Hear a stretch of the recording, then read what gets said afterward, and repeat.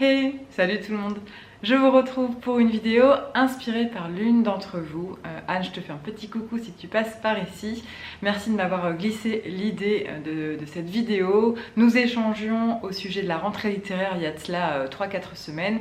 Anne me faisait la réflexion de se dire qu'on était début juillet et qu'on voyait déjà des tas de stories sur les réseaux présentant les livres qui allaient paraître fin août, début septembre. Elle se désolait un petit peu de cette situation, je comprends tout à fait. L'idée m'est venue de remettre en avant peut-être des coups de cœur, des anciens coups de cœur, et de se dire aussi pourquoi pas proposer des livres trouvables à petit prix. Donc je suis partie de ce constat pour vous faire une sélection de mes 10 coups de cœur de livres format poche évidemment, mais que vous allez pouvoir aussi facilement retrouver en bouquinerie. Ce sont des titres qui sont bien connus et qui se retrouvent parfois facilement en boîte à livres, en ressourcerie, voilà, de seconde main en fait, tout simplement, que vous allez pouvoir trouver encore moins cher qu'en livre neuf. Donc c'est parti pour cette vidéo.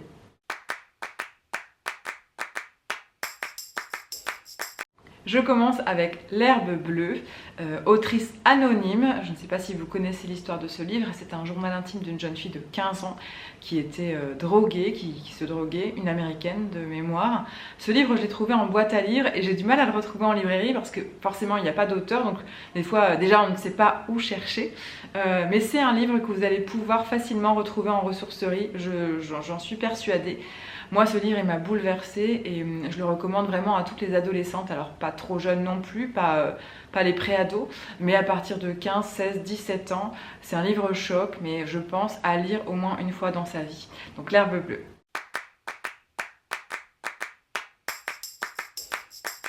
Le second titre est bien plus récent, il s'agit d'une femme en contre-jour de Gaëlle Josse. L'autrice a remis en lumière le travail de Viviane Meyer, une photographe franco-américaine. Je dis photographe, mais elle était photographe à ses heures perdues. Elle était surtout nourrice, elle s'occupait d'enfants. Et ces dizaines, milliers, centaines, milliers de photos ont été retrouvées après sa mort. Son histoire est incroyable. Je pense qu'il faut lire ce livre pour la découvrir. Et après, si vous aimez ce livre autant que moi, je vous invite vraiment à aller sur le site Viviane Meyer pour découvrir ces photos, essentiellement en noir et blanc, qui sont d'une beauté incroyable.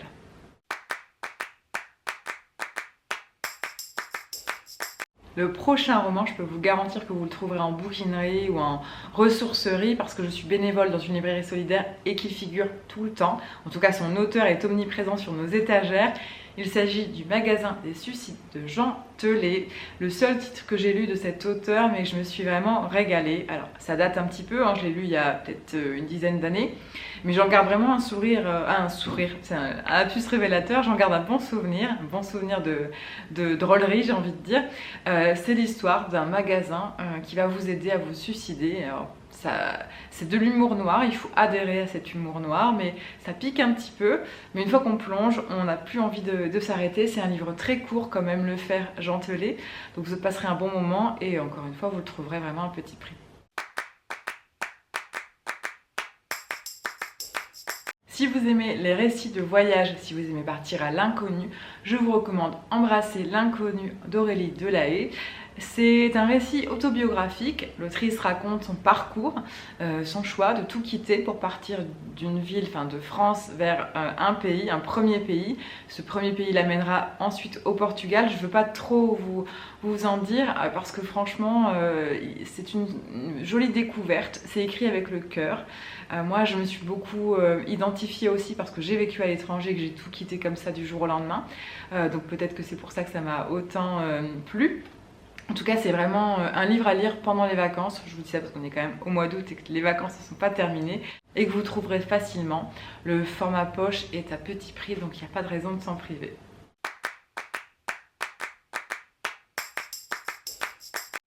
Alors quand on fait des foires du livre, des brocantes, quand on fait des bouquineries, on trouve Jean Telet, comme je disais tout à l'heure, mais on trouve aussi Philippe Claudel. Et moi j'ai choisi de vous présenter aujourd'hui La petite fille de Monsieur Lynn.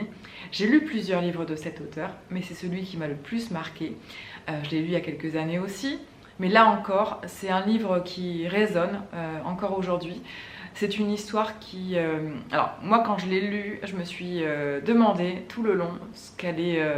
faire l'auteur, vers où allait nous mener Philippe Claudel. jusque les dernières pages. Je ne sais plus si c'est les 5, les 10 ou les 15 dernières pages, mais il y a un renversement de situation à la fin que personnellement je n'avais pas vu venir du tout. Si vous avez lu le livre, je serais curieuse de savoir si c'était le cas pour vous aussi. Maintenant, je sais que pour en avoir parlé souvent avec des abonnés, on me dit, enfin quand je parle de Philippe Claudel, on me cite tout le temps ce livre. Un classique maintenant pour changer un petit peu, La gloire de mon père de Marcel Pagnol. J'aurais pu choisir Le château de ma mère, Le temps des cerises, Le temps des secrets. J'aurais pu choisir n'importe quel titre de cet auteur, c'est mon écrivain classique préféré. Je sais que certains disent qu'il n'est pas encore classique parce qu'il est peut-être pas encore assez vieux entre guillemets pour ça. Moi, à partir du moment où l'auteur est décédé, je le considère, je le classe dans la littérature classique. Mais c'est un autre sujet qui fera peut-être l'objet d'une vidéo plus tard, je ne sais pas. Quoi qu'il en soit, j'ai choisi celui-ci parce que c'est le numéro 1.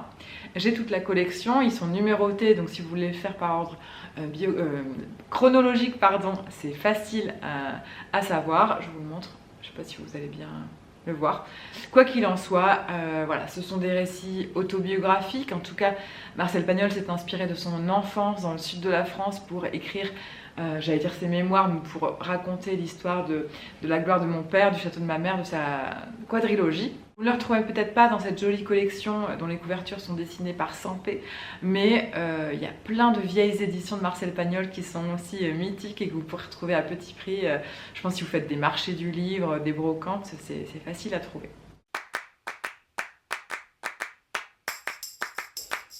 J'ai ensuite choisi de vous présenter En finir avec Eddie Bellegueule d'Édouard Louis. J'ai tout lu de cet auteur, mais c'est celui qui m'a le plus marqué, c'est son premier roman. Et je trouve que c'est un écrivain français phare du 21e siècle. C'est un auteur vraiment à découvrir de nos contemporains. Là, c'est autobiographique, c'est romancé, mais ça raconte quand même l'histoire et l'enfance de l'écrivain. C'est un récit bouleversant, très puissant, d'une plume incroyable. Et pour un premier roman, pour moi, c'est un vrai chef-d'œuvre à découvrir. Ensuite, je voulais vous parler de Ce cœur changeant d'Agnès Dezart, prix du meilleur roman des lecteurs. C'est un livre que j'ai découvert très récemment, qui démarre au Danemark en 1887 et qui nous amènera ensuite au début du XXe à Paris. On va suivre une héroïne principalement qui va tout vivre, qui va vivre tous les amours possibles, qui va vivre la richesse et la pauvreté. C'est hyper romanesque. Moi j'ai été embarquée lors de vacances et je me souviens que je n'arrivais pas à le quitter, à le lâcher sur la plage. C'est un très beau roman, c'est un très beau récit et pour moi ça a été un coup de cœur.